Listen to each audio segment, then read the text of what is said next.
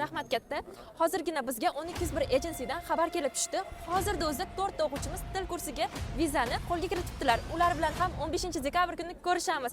Bugun 15-dekabr. Assalomu alaykum. 12-noyabrdan bugunga qadar 28 nafar o'quvchilarimiz til kursiga viza olib, hozirning o'zida bitta oliygohga uchishga tayyor. 1201 agensiyasiga minnatdorchiligimizni bildiramiz.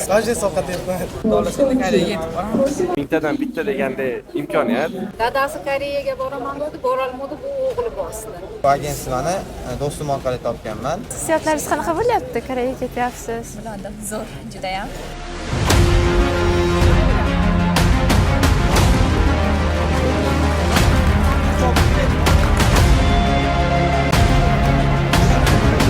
On 1201 agensi. Maqsadlari birgalikda.